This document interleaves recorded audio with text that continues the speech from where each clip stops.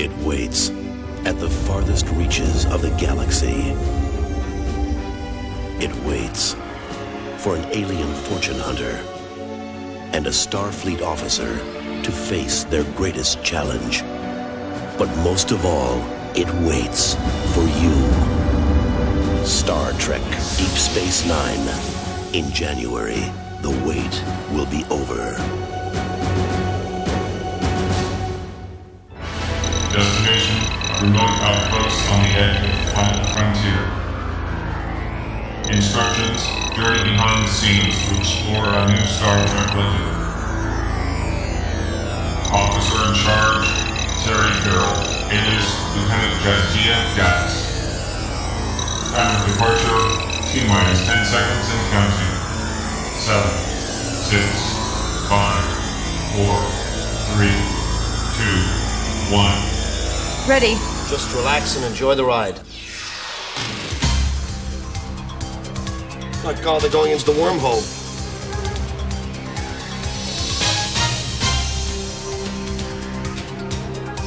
Action! Setting a new course.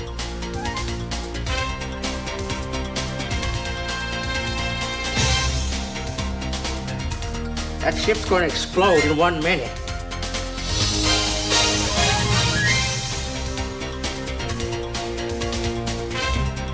"20 seconds! Request clearance to initiate docking procedure.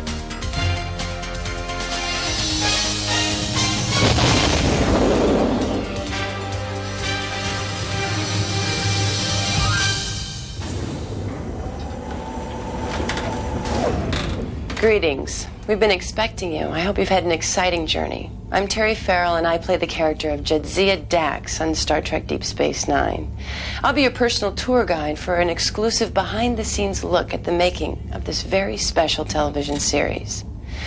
To borrow a familiar phrase from Star Trek lore, we're going to journey where none have gone before.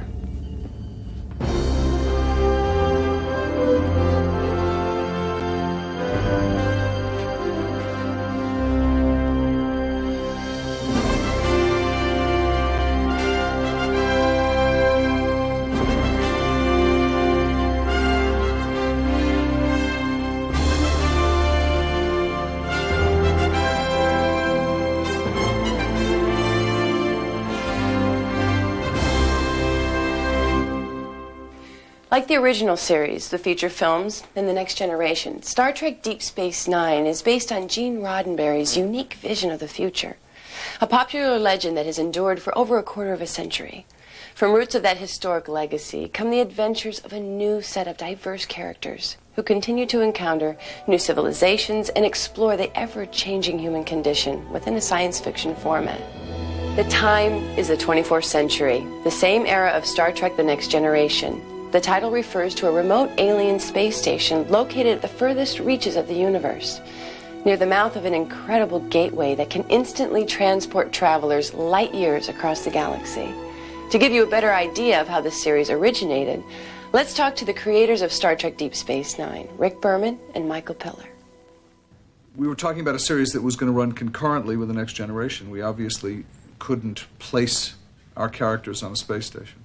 I mean, on a starship, on the Starship Enterprise or something like it. So we decided to come up with an idea where the adventure, the stories, the strange worlds that we encountered came to us as opposed to us going to them. And what we decided to work with was a space station in a very remote part of our galaxy that was positioned very close to a newly discovered wormhole, a shortcut through space that could take people in a matter of a few seconds to a distant quadrant of our galaxy, an area that would take 60, 70 years to go at normal warp speeds. Gul Dukat, we know you're headed for the wormhole. Wormhole? What wormhole is that? I strongly suggest you do not proceed. We encountered a hostile life form inside. Perhaps they will be less hostile to Cardassians than to humans. Dukat, These people are trying to save you from a lot of trouble. I thank you for your concern. But I think we will see for ourselves.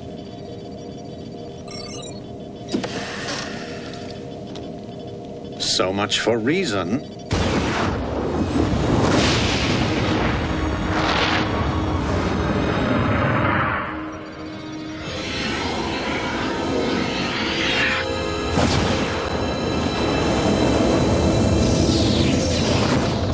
Where is our warship? With any luck, they're in the Gamma Quadrant on the other side of the wormhole. What wormhole? Our sensors show no indication of a wormhole in this sector. That's because it just collapsed. In this series, we set out to create a situation that would provide natural conflict.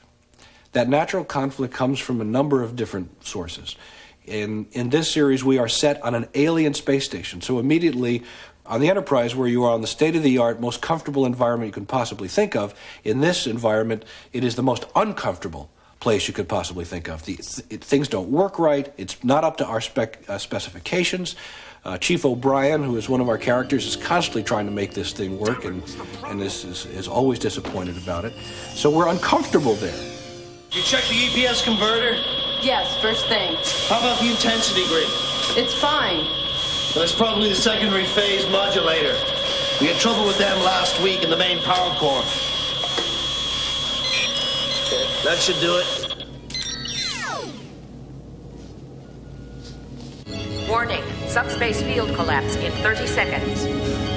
I'm going to transfer it manually. On my mark, redirect the flow to the deflectors. And keep the power balanced. Aye, sir. Field collapse in 15 seconds. Now!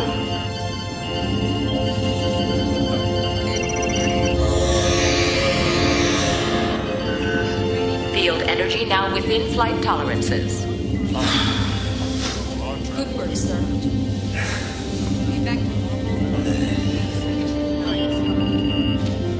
Computer, you and I need to have a little talk.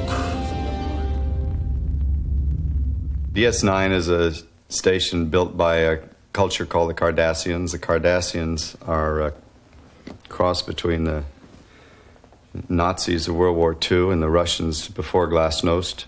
The use of it is offered to Starfleet because the Cardassians no longer have any need for it. The Cardassians, as they leave, take their phasers and do a number on the promenade, and not quite so much damage here in the operations center, but certainly they do damage everywhere they can on the way out, ripping out all the valuable equipment and pretty much making it even more uninhabitable for our Starfleet crew when they arrive. I'm afraid we've had some security problems. Looks like looters got in here. Oh, this will be perfect. Real frontier medicine. Frontier medicine? Major, I had my choice of any job in the fleet. Did you? I didn't want some cushy job or a research grant. I wanted this. The farthest reaches of the galaxy. One of the most remote outposts available. This is where the adventure is. This is where heroes are made. Right here. Mr. O'Brien, what would it take to move this station to the mouth of the wormhole? This isn't a starship, Major. We've got 6 working thrusters to power us, and that's it. A 160 million kilometer trip would take 2 months. It has to be there tomorrow. But that's not possible, sir. That wormhole might just reshape the future of this entire quadrant. The Bajorans have to stake a claim to it.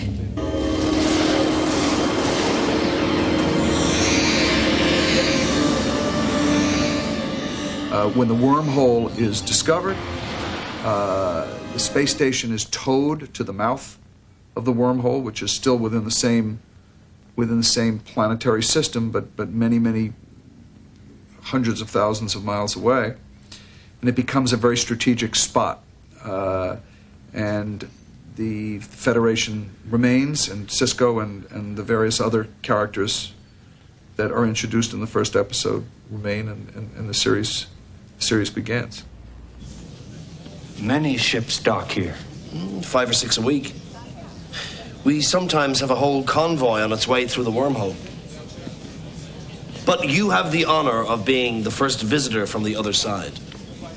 Others will detect ships from your quadrant, as I did, and follow them here. We hope so. Our mission as Starfleet officers is to seek out new life forms, so we can learn about each other. We've got a lot to show you in a short time, so let's start by visiting some of the familiar areas you might have seen on our program and talk with some of its cast members. Oh, and along the way, I'll be testing your knowledge of Star Trek history with a few fun-filled questions from the Final Frontier. For instance, do you know how many docking ports there are here on the station? The Wadi ship has just come through the wormhole. We're sending them to Docking Bay 4. I need to get to Docking Port 5 now. Docking Port 6 is clear for approach. The answer, 6 on the pylons and 12 on the outer rim for a total of 18.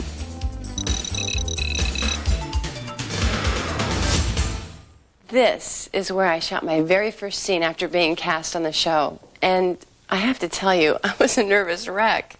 I mean, imagine watching Star Trek as a child on television and suddenly finding out you're going to be part of this legend. It's a thrilling experience, and in the beginning, I think it took me about 4 months to finally settle down and relax. This is the heart of the space station, which we call OPS, or Operation Control Center. You might call OPS the nerve center, or the central hub of activity containing all primary functions that keep this place running smoothly. As you might guess, OPS can get real busy, especially if there's a crisis, and Deep Space Nine is constantly plagued with technical problems. A crisis occurs here about once a week. That's when we usually call on our friend and colleague Miles O'Brien, who was transferred here after serving on the USS Enterprise. I'm going to have to shut down the primary power flow or the whole promenade will go up. Bloody Cardassians! I just got the damn thing fixed.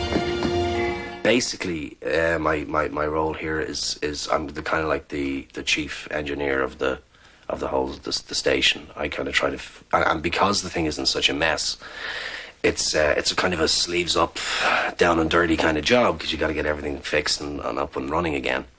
It's like, and because my character, because O'Brien is married and has a child, it becomes like there's a a familial thing there, which is I'm familiar to a lot of people today, in that it's like one career, you know, you got a husband and wife situation, both with careers, that one career sometimes takes precedent over the other. Look, I'm willing to ask for a transfer if that'll make you happy. That's not fair either. You'd have to give up your promotion. Not necessarily. I wish I knew the right thing to do. I'm just lost here.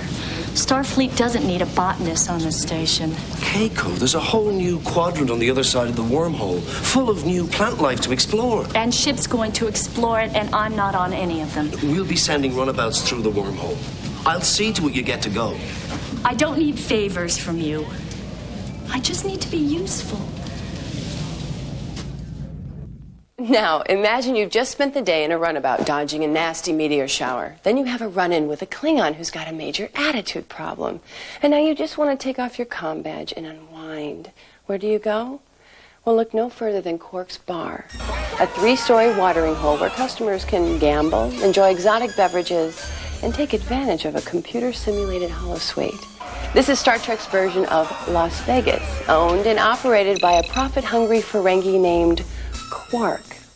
No need to thank me, madam. Here at Quark's, customer satisfaction is our primary concern. Now, you run along back to the Davo table.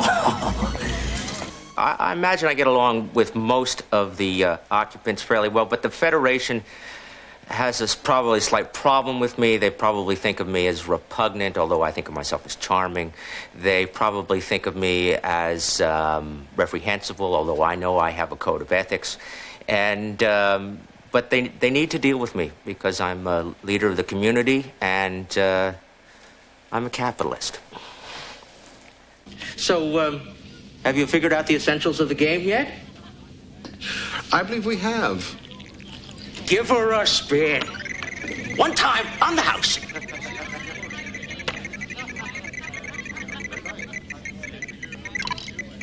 Ah, 2 pinch showing. Oh, too bad. Nothing ventured, nothing gained, I always say.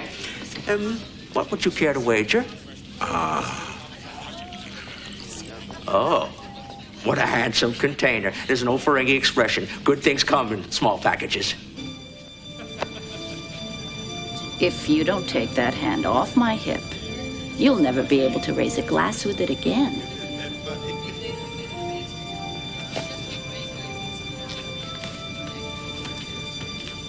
Oh, I love a woman in uniform. I think of them as the robber barons of the future, the John D. Rockefellers, the Andrew Carnegies. We're out there to make a buck, and we don't care how we make it. So, what exactly does it mean, becoming Grand Nagus? It means that from now on, if you wish to speak to me, you must first make an appointment with Rom. Don't be ludicrous. It is also customary to show respect by kissing my scepter.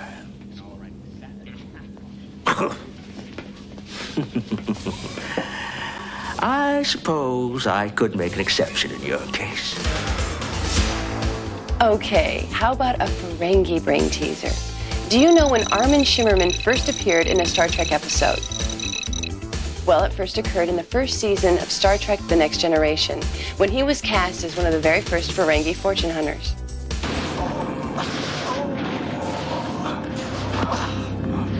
If he moves, kill him like that. Has what we've done broken our agreement with our captain? We will accuse the humans of preparing to ambush us. It will be our word against theirs. And who is more trustworthy, Mordock? It looks like gold. Tastes like gold. It is gold. If anyone's worried about finding their favorite shopping mall in outer space, have no fear. Quark's Bar is just one section of the promenade, a huge futuristic flea market and amusement center. It's got everything you need, from gift shops to restaurants and beyond. Bargain hunters from all over the galaxy come here.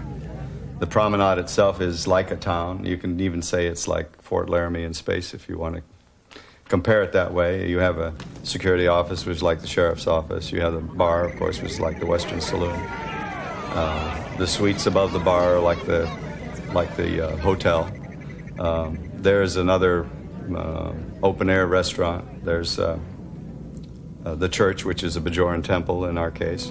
And there's the street. And the street is, the life of the station. Mr. Sisko, Nog, I thought I told you no dangling over the promenade. We're not going to follow, though. We could see things better from down here. And what, may I ask, is so interesting? Nothing. In that case, you can see nothing just as well from up here. Now, on your feet.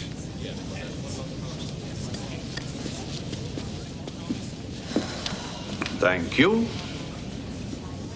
But a promenade as big as the one on DS9 can't be run without some major league security. And whenever there's trouble, the crew calls on Odo, an extraordinary alien changeling with a mysterious past.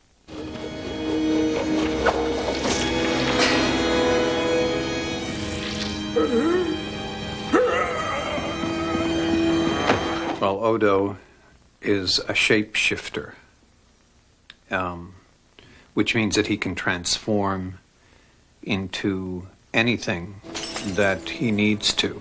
He's the chief of security on the space station, and it's his job to make sure that everything runs smoothly in terms of society. It feeds right into his incredible and fierce belief in justice and the need for justice.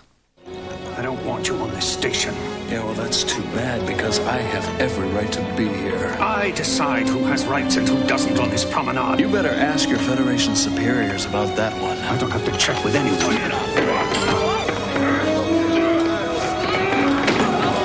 The result is that he's sort of, in some ways, quite a tortured character, or a character full of a kind of a mystery. He is constantly searching for his true identity. I was found in the Denorius Belt. I don't know where I came from. No idea if there are any others like me. All my life I've been forced to pass myself off as one of you, always wondering who I really am. Well, the answers to a lot of my questions may be somewhere on the other side of that wormhole. The Odo can only hold his shape for 6 hours. Which means in a little while I may disappear. I cannot hold my shape any longer. Let go. I'll take care of you. Oh.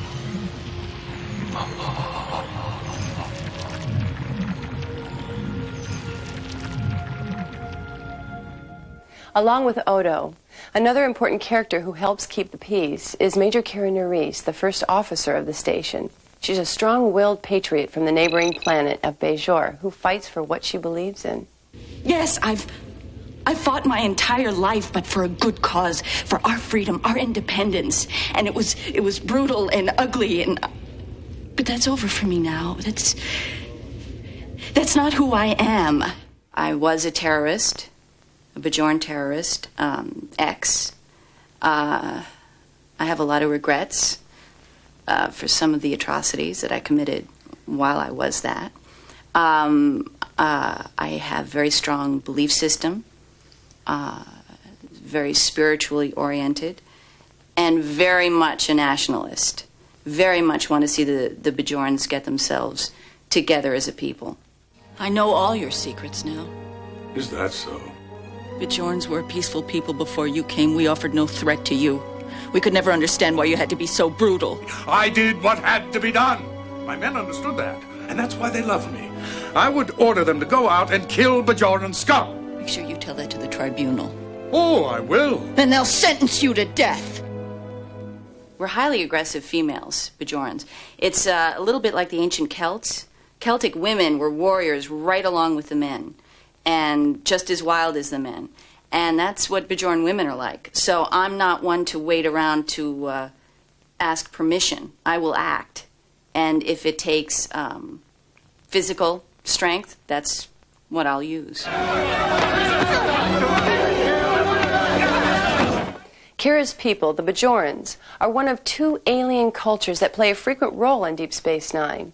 Their arch enemies are the evil Cardassians, who fans might remember from the initial appearances on Star Trek The Next Generation. They represent a constant threat to the safety of the station and its people. That's Bajoran.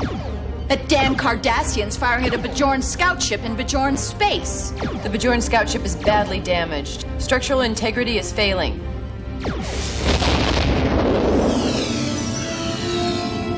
Medical assistance to arms. My name is Tana Los. Request political asylum. We've already shown you how the Promenade of the Future and the ones on our planet are similar in many ways. But there's another similarity we can all relate to. They're the ideal hangouts for kids and teenagers. This is where you'll often find Commander Sisko's son, Jake, an intergalactic army brat who has traveled from ship to ship and planet to planet with little memory of Earth. This is not really a stable place for me because, you know, we always encounter problems, difficulties. For instance, maybe we get attacked, and that's not really an environment that children should be in, and which is difficult for me to adjust to. I have friends. I meet this kid, Nog. He becomes my friend. You're sure this is the place? You saw the readout. There's only one female her age visiting the station. And these are her quarters.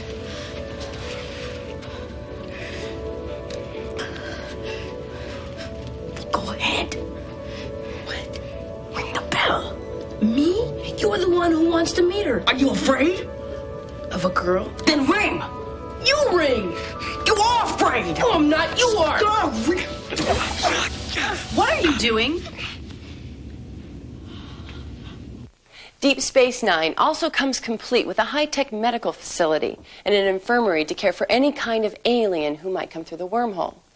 To help administer first aid in the final frontier, Starfleet has sent an eager young medical graduate, Dr. Julian Bashir.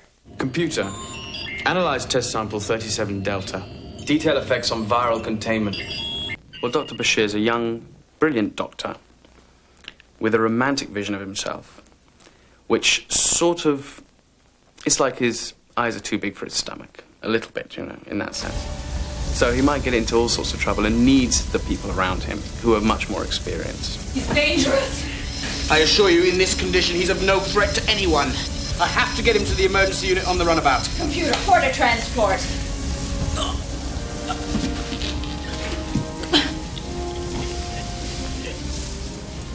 Make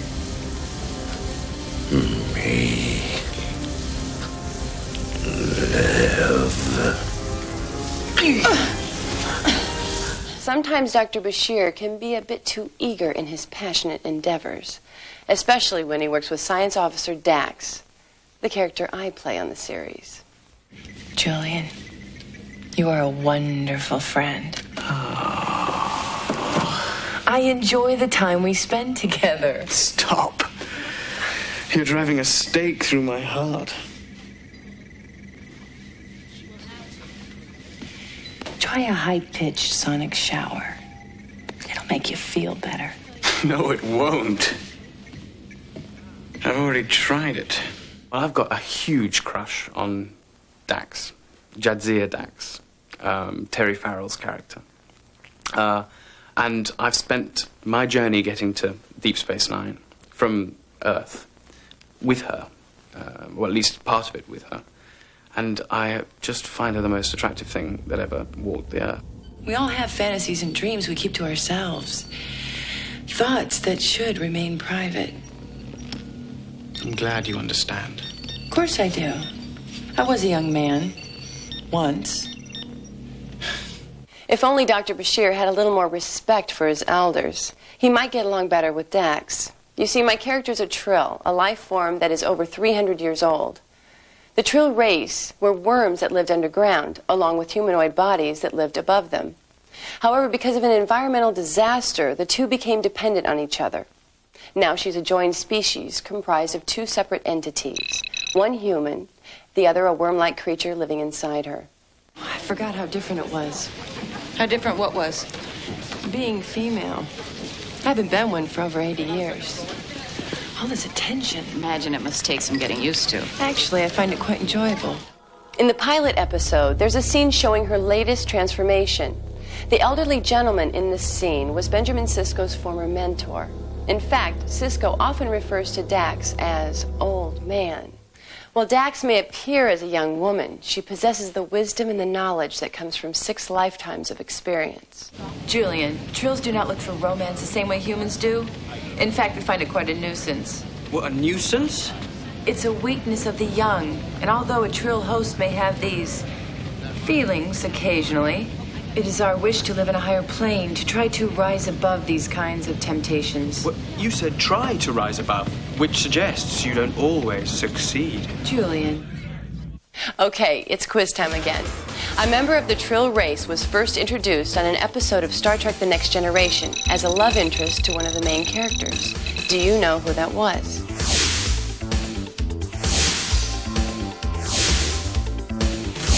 I've researched Earth customs. This flower is given to express love. Yes, it is.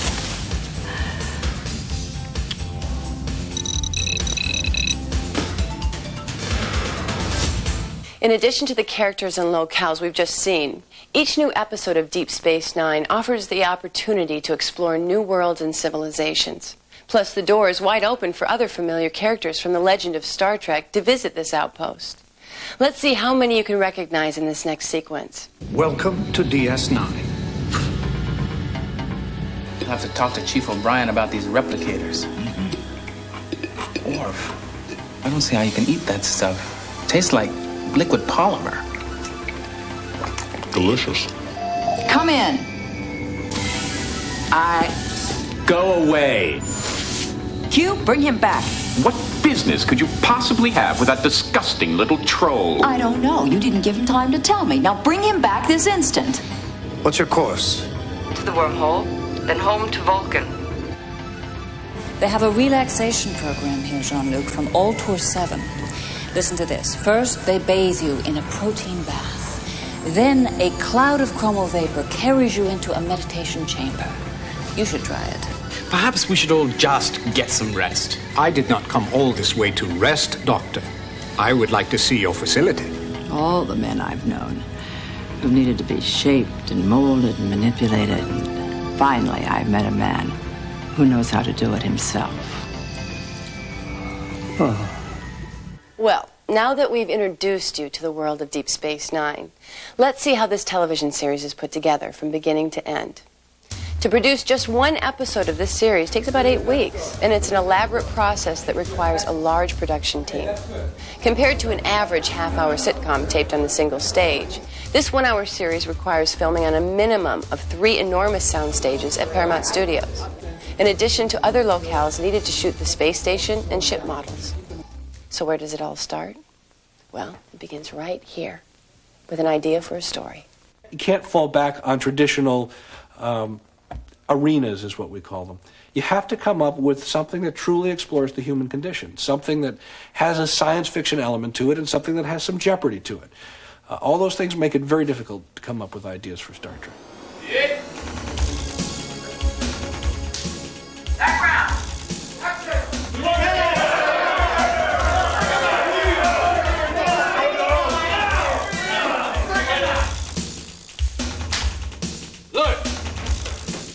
I'm modifying the flight program to compensate for the spatial discontinuity. We've lost all contact with the space station. What do you want, human? My name is Jane. I know who you are. What's yours? What do you care? Not exactly a lot of friends to choose from around here. You know what I mean. Nog. My name is Nog.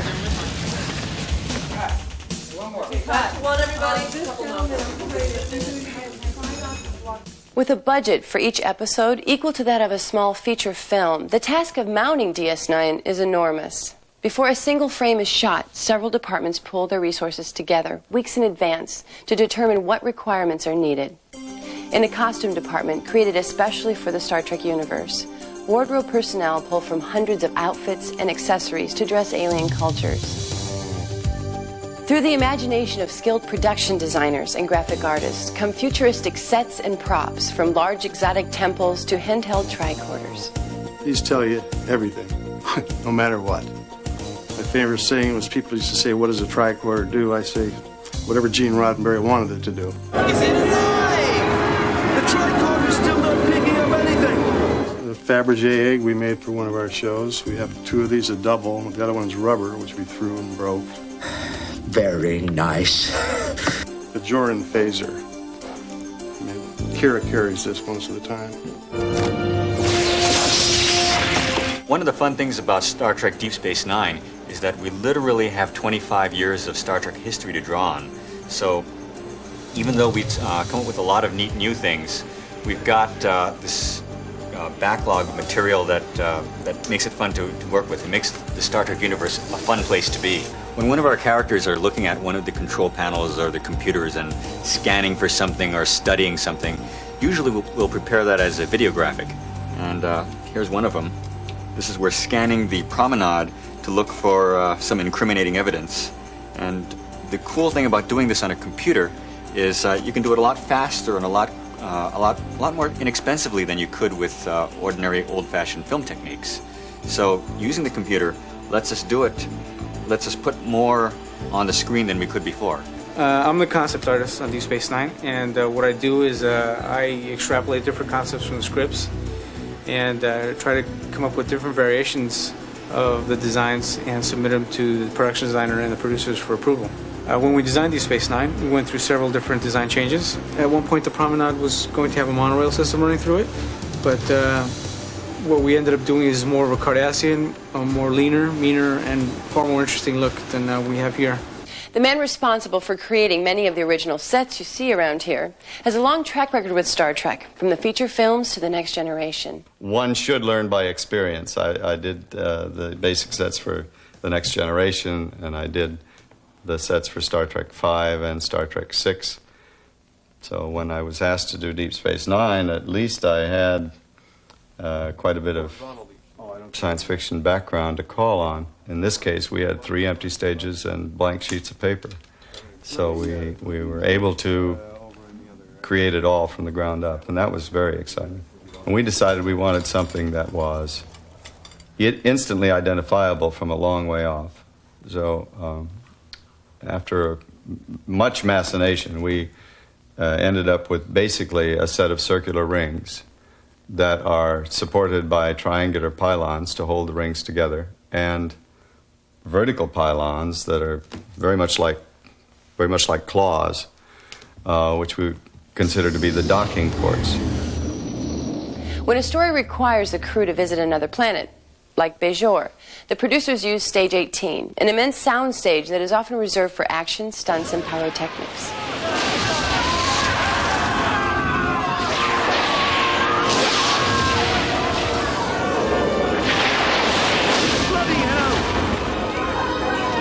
Exterior space, the wormhole as it explodes into view, an incredible sight. The tiny runabout leads out the huge Cardassian warship. That incredible sight I just read to you is from the pilot episode of Deep Space Nine, and it's typical of the scenes found in almost every one of our scripts. Exterior scenes involving the wormhole, the space station, and starships flying through the galaxy are handled by a team of expert special effects technicians working closely with the show's producers. First thing that we do when we get the script in terms of post-production is break down the optical sequences, see if we can achieve them all for the money that we have. Things like models take, 7 months to develop and build, and it's right up to the last minute. The paint is still wet, and we're going to shoot with it. That's the way it goes. And face it, we're doing a feature film on a television schedule, and we're trying to, pull off a big task in a short time. All right, put your thinking caps on, because I've got a brain teaser for you. In the last sequence, you may have noticed 3 new shuttlecrafts called runabouts docked at the space station. All of them are named after famous rivers on Earth. Can you name them? We're on our way.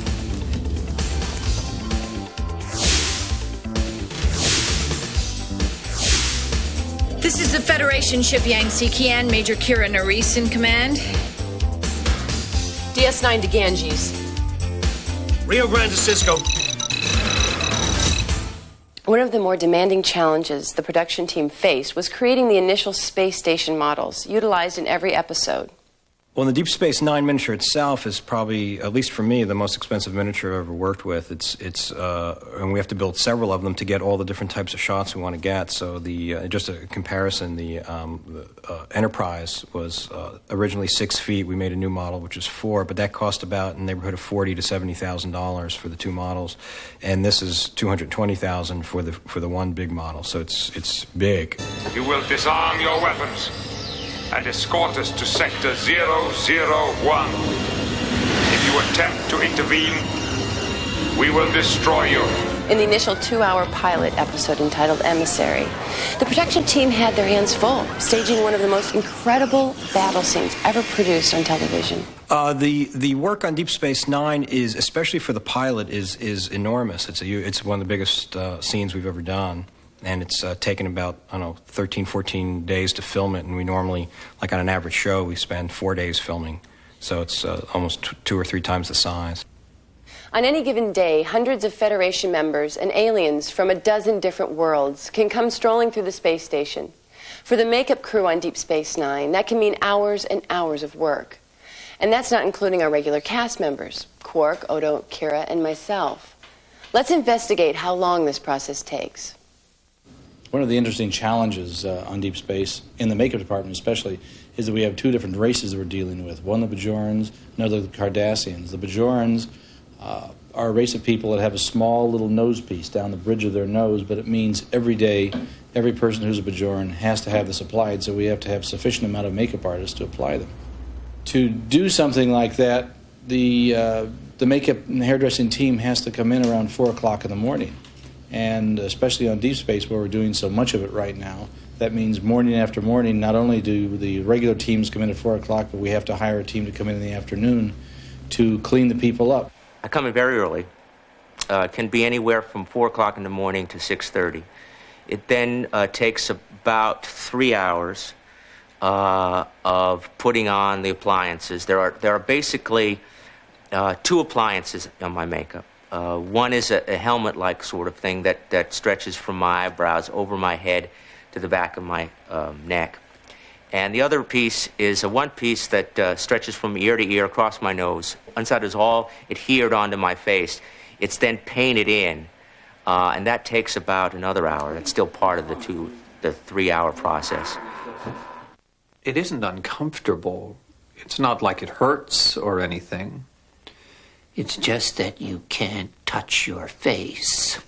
I mean, you can touch your face. It's actually quite amazing. I try and, during the day, remain still and placid so that once the camera rolls for the scene, then I feel free to do whatever I want, and I take chances with it.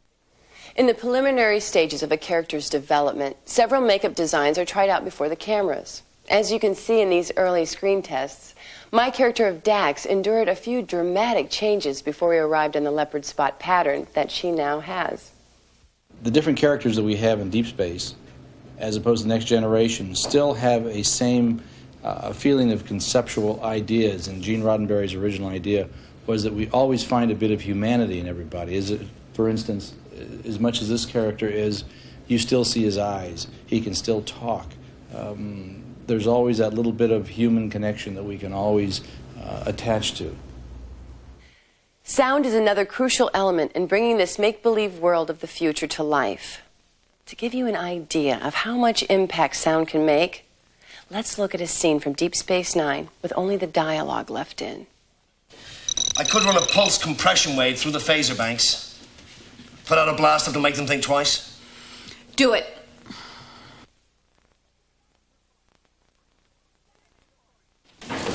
Damage report. Direct hit level 14. Empty storage bays, no casualties. Shields down to 27%.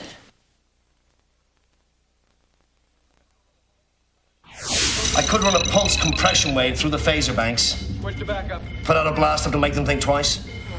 Do it.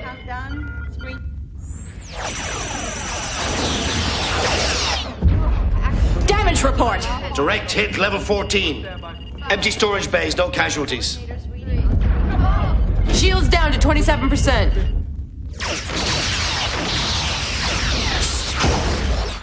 Now let's look at the finished scene with all the sound mixed together. I could run a pulse compression wave through the phaser banks. Put out a blaster to make them think twice. Do it.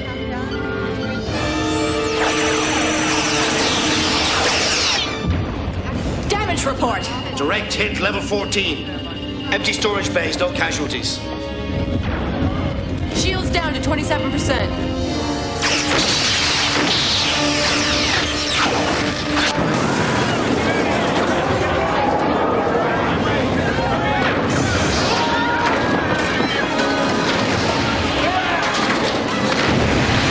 Quite a difference, isn't there? Sound effects and added dialogue are edited into a show in many ways. They can be designed by mixing computer effects together in a studio.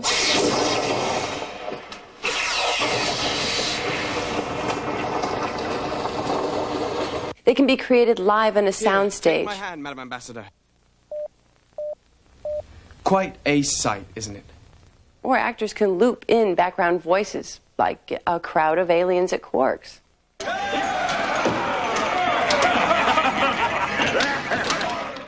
With each version of Star Trek, whether it be the original series, the motion pictures, or the current series, comes a whole new library of special sound effects. Each are distinctly different from each other. Let's use one distinct sound effect we all know as an example. When Captain Kirk told Scotty, "Beam me up," we heard this. Then they modified it for Next Generation's version. And on Deep Space Nine, the Cardassian transporter has its own sound. Energizing.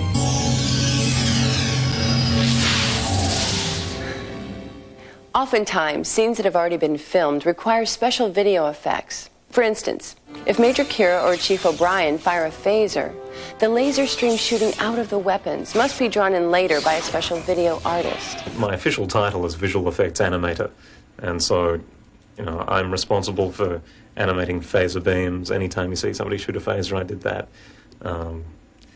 Enhancing explosions, making light creatures that float around in space, kind of amorphous shapes. We do all of that stuff. I operate a system called the Quantel Harry, and Harry's tied up with a machine called Paintbox, and basically it's like a box of paints and brushes and airbrushes, just with a battery plugged in. So anything you can do with chalk or paint or ink, all that kind of stuff, you can recreate here, just a lot faster. Everything gets done on disk, and then when it's finished, it goes back to tape, they cut it into the show, goes to air. But it's a really long process. It can be up to a month or so between shooting a shot and actually going to air, just because it takes so long to put it all together.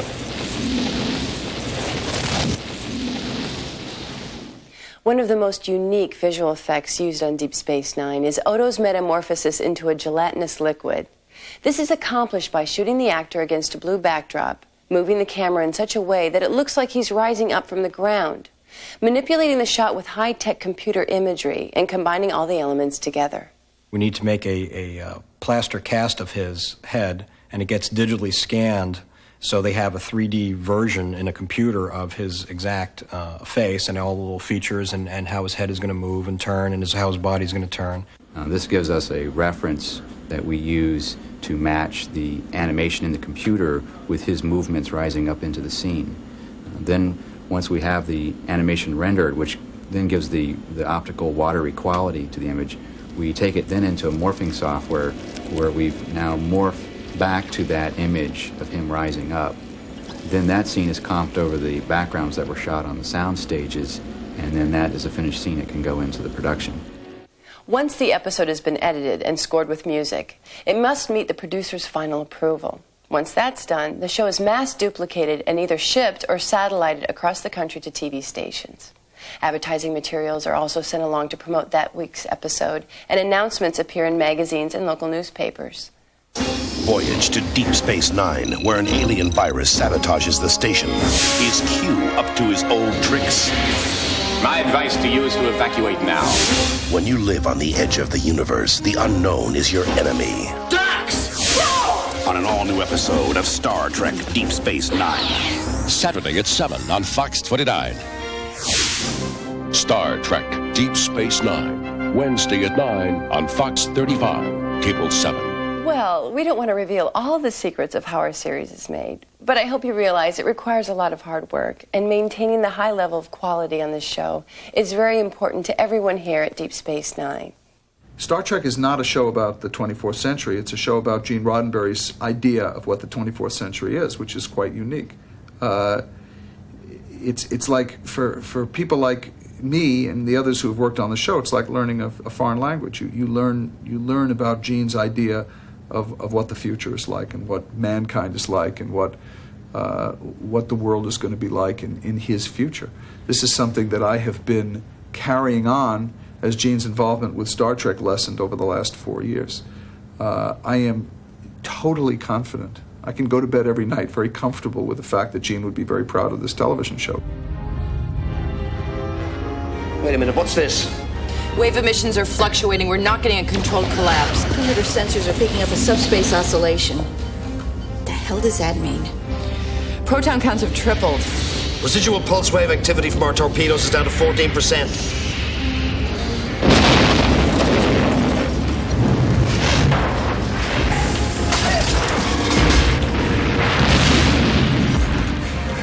Order to ops! Ops! Sensors aren't operating.